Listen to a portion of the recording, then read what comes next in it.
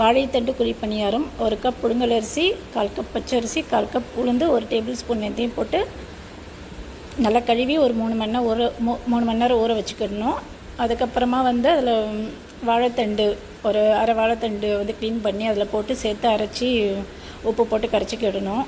இது வந்து தோசை மிக்ஸ் மாதிரி இருக்கும். இது தோசையும் செஞ்சுக்கலாம்.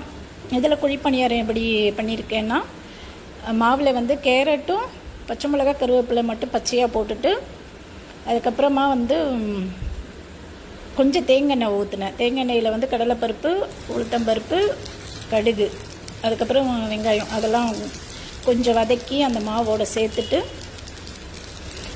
நல்லா கிளறிட்டு அப்படியே குழி பணியாரமாக ஊற்றினேன்.